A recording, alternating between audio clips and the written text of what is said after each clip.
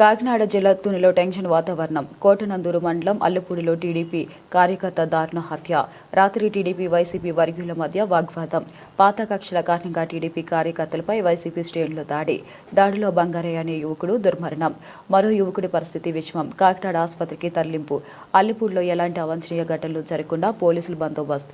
Kakinada Apollo ఆసుపత్రిలో చికిత్స పొందుతున్న బాధితులను పరామర్శించిన ఎమ్మెల్యే యనమల దివ్య. రాత్రి సంఘటనను ప్రత్యక్షంగా చూసిన బుల్లిబాబు మాట్లాడుతూ రాజకీయ కక్షతోనే బంగారయ్యపై దాడి చేసి చంపేశారు. నేను అడ్డుకున్న ఆగకుండా కత్తులతో దాడికి దిగారు.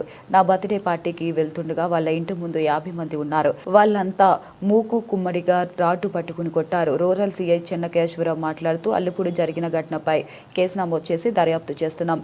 రెండు పార్టీల మధ్య పాత కక్షల నేపథ్యంలోనే ఘర్షణ జరిగింది. వైసీపీ కార్యకర్తల దాడిలో టీడీపీ కార్యకర్త మృతి చెందాడు. ఇప్పటికే పలువురు అనుమానితులను అదుపులోకి తీసుకుని విచారించాం. ఇంకా కొంతమంది ప్రధాన నిందితుల కోసం గాలిస్తున్నామన్నారు. పోలీస్ స్టేషన్ పరిధిలో ఉన్న అల్లిపూడి గ్రామంలో రెండు పార్టీల మధ్య ఉన్నటువంటి పాత కక్షలను పురస్కరించుకొని నిన్న జరిగినటువంటి స్వల్ప సంఘటనలను దృష్టిలో పెట్టుకుని ఒక పార్టీ వాళ్ళు, వైసీపీ పార్టీకి చెందిన వాళ్ళు దొమ్మిగా టీడీపీ కార్యకర్తలపై దాడి చేసి చీకట్లో 8:30 రాత్రి 8 గంటల టైంలో ఇష్టం వచ్చినట్టుగా వాళ్ళు ఐరన్ రాడ్స్, కత్తులు, మారణాయుధాలతో దాడి చేశారు టీడీపీ వర్గీయులు తక్కువ మంది మీద. ఇందులో నలుగురికి గాయాలు గట్టిగా తగిలాయి. అందులో ఒకరికి స్టాబ్ ఇంజరీస్ ఉండడం వలన తుని హాస్పిటల్ తీసుకొచ్చే టైంకి బంగారయ్య అనే వ్యక్తి టీడీపీ కార్యకర్త చనిపోయాడు. రెండవ వ్యక్తిని మెరుగైన వైద్య నిమిత్తం కాకినాడ ఆసుపత్రిలో రిఫర్ చేశారు. మరొక ఇద్దరు అవుట్ పేషెంట్గా తుని గవర్నమెంట్ హాస్పిటల్లో వైద్యం పొంది డిశ్చార్జ్ అయ్యారు.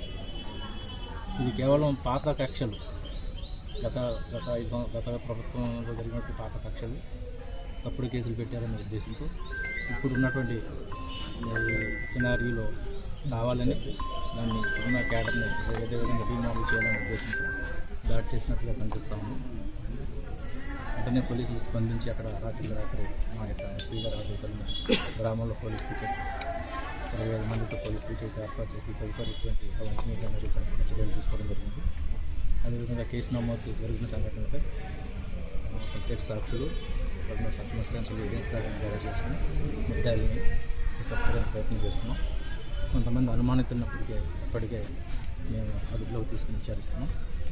పూర్తి విచారణ అనంతరం ముద్దాయిల్ని షార్ట్ టైంలోనే ఈరోజు లేదా రేపు షార్ట్ టైంలో చేసాం.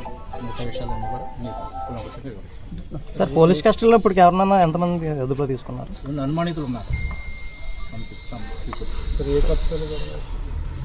ఏ కొత్తపల్లిలో నిన్న ఈ కనుమాదం దృష్టిలో పెట్టుకొని ఆటలాడుకునే దగ్గర ఒక గొడవ జరిగింది. వెంటనే మన పోలీసులు స్పందించి వాళ్ళు చెదరగొట్టారు. దానిపై కూడా కేసు నమోదు చేసి 6 మీద ఇప్పుడు అదుపులో తీసుకోవడం జరిగింది. కఠినమైన చర్యలు తీసుకుంటాం. అది రాజకీయ నేపథ్యం, అది కూడా రాజకీయ అంటే అక్కడ జరిగినటువంటి గేమ్స్లో జరిగినటువంటి విషయాలు. కాకపోతే ఇద్దరు చెరొక పార్టీకి చెందిన వ్యక్తులు. అంటే ఇప్పుడు అల్లిపూడిలో ఎంతమంది దాడి చేశారు సార్? ఏంటి, ఎలాంటి ఆయుధాలతో? ఐరన్ రాడ్స్, నైఫ్స్, కత్తులు, కర్రలు, అక్కడ సీన్లో బ్లేడ్లు కూడా దొరికినాయి. నాణాయుధాలతో అయితే చేశారు. ఎంతమంది కావాలని ఉద్దేశంతో సుమారు ఒక 50 మంది వరకు దాడిలో పాల్గొన్నారని ప్రత్యక్ష సాక్షులు చెప్తున్నారు. 10 మంది వరకు ఐడెంటిఫై చేశారు ముద్దాయిలుగా. వాళ్ళని కొంతమందిని విచారిస్తున్నాం. ఇటువైపు అయితే 4గురికి గాయాలు తగిలి ఒక అతను చనిపోయారు. అందులో మెయిన్గా ఎవరు ఉన్నారు సార్? అంటే ఇంకా తెలియదు, విచారిస్తున్నాం. సార్, పూర్తిగా పొలిటికల్ రైవాలిటీస్లతోనే జరిగిందంట. పొలిటికల్ రైవాలిటీస్ మనం 2 గ్రూపుల మధ్య ఉన్నటువంటి రైవాలిటీ దృష్టి పెట్టి మనం 2 వర్గాలని మనం బైండ్ అవుట్ చేసాం, కేసులు నమోదు చేసాం. ఎప్పటికప్పుడు ట్రబుల్ మాంగర్స్ని పిలిపించి పోలీస్ స్టేషన్లో కౌన్సిలింగ్ చేస్తున్నాం. అయినా కానీ నిన్న ఒక చిన్న ఇష్యూని దృష్టిలో పెట్టుకొని ఈ దాడి చేయడం జరిగింది. బర్త్డే కార్యక్రమం పెట్టుకున్నారు. దీనికి ప్రీవియస్గా ఒక వ్యక్తి రాజమండ్రిలో ఒక షాప్కి వెళ్ళి బట్టలు కొనుక్కోవడానికి 15 రోజుల క్రితం వెళ్ళినప్పుడు అక్కడ ఉన్న వ్యక్తి ఇక్కడ ఉన్నటువంటి వైసీపీ అతనికి ఫోన్ చేసి ఎవరో బట్టలు కొనుక్కోవడానికి వచ్చి అంటే అది అతను మన వర్గం కాదు, అడిగే డిస్కౌంట్ ఇవ్వట్లేదని చెప్పడం జరిగింది. ఆ వ్యక్తి నిన్న ఊర్లోకి వచ్చినప్పుడు వీళ్ళు నిలదీశారు. ఊర్లో విషయాలు నువ్వు బయట అక్కడ మా పరుగు తీయడం పెట్టాను మీద చిన్న ఘర్షణ అయింది. దాన్ని దృష్టిలో పెట్టుకొని వీళ్ళు దారి కాచి ఈ దౌర్జన్యం ఇచ్చేసి ఇప్పుడు రెండు పార్టీ వాళ్ళని అది కూడా తీసుకున్నారు సార్ ఎస్ట్ వస్తున్నారు.